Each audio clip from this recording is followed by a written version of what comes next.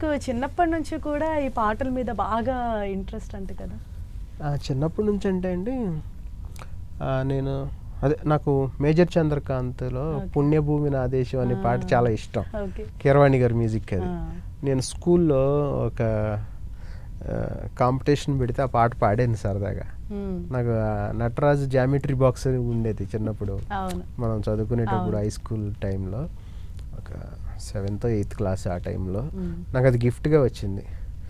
అదే నిన్న ఫంక్షన్లో చెప్పాను అనమాట. కీరవాణి సార్ అంటే అప్పుడు జామెట్రీ బాక్స్ గిఫ్ట్గా వచ్చింది. ఇప్పుడు ఆయన మ్యూజిక్లో నేను పాట రాయటం అనేది చాలా అదృష్టంగా ఫీల్ అవుతున్నాను అని. అవును మరి.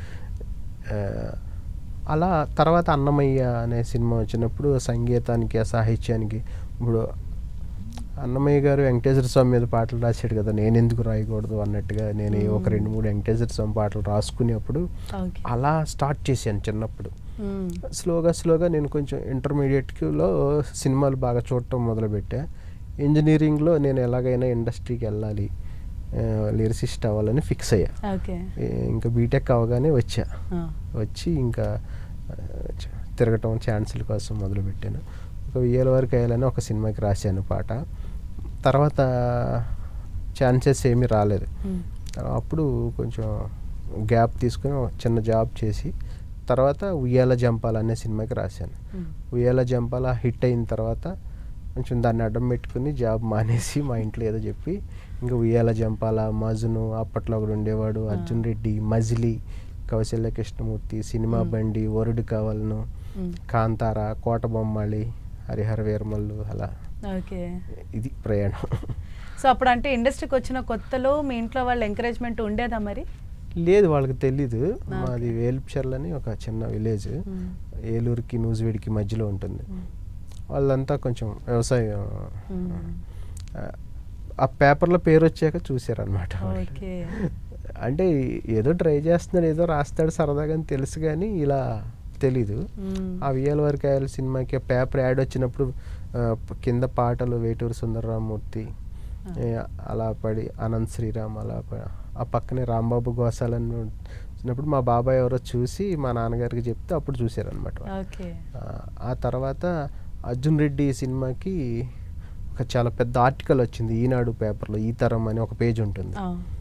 అప్పుడు మా నాన్నగారు ఆ ఇంటర్వ్యూ చదివి నాది పెద్ద ఫోటో వేసి అప్పుడు ఆయనకి కొంచెం నమ్మకం వచ్చింది. ఓకే. ఇంకా అప్పటి నుంచి ఫుల్ ఎంకరేజ్మెంట్. ఓకే. ఇప్పుడు వాళ్ళు హ్యాపీ. చాలా హ్యాపీ. నిన్న అది చూశారు ఫంక్షన్ది, పవన్ కళ్యాణ్ సినిమాకి పాట రాయటం, కీరవాణి గారు కొంచెం నా గురించి పాజిటివ్గా బాగా రాశాడు అని చెప్పటం మా నాన్నగారికి చాలా హ్యాపీగా ఉంది ఇప్పుడు. ఓకే. అండ్ మీకు ఇండస్ట్రీలో మీ ఫేవరెట్ మ్యూజిక్ డైరెక్టర్ ఎవరు? అంటే అప్పుడు కీరవాణి గారు, కోటి గారు, వీళ్ళు చిన్నప్పుడు. ఇంకా వీళ్ళిద్దరే ఇష్టం. ఓకే. కోటి గారు ఎక్కువ ఇష్టం ఉండేది. అంటే కొంచెం నాకు ఊహ తెలిసినప్పుడు కొన్ని పెద్దన్నయ్య, వంశానికి ఒక్కడు, ఇలా కోటి గారు చాలా సినిమాలు చేశారు, హలో బ్రదర్ అవన్నీ. కీరవాణి గారు కూడా అప్పుడు బొబ్బిలి సింహం, మేజర్ చంద్రకాంత్, చాలా సినిమాలు. అలా వీళ్ళిద్దరు అంటే బాగా ఇష్టం.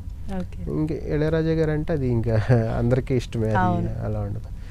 ఇంకా తర్వాత ఇప్పుడు వాళ్ళిద్దరు తర్వాత ఇంకెవరున్నారు మనకి మధ్యలో, ఇంకా దేవిశ్రీ గారు, తమన్ గారు వచ్చారు. ఓకే.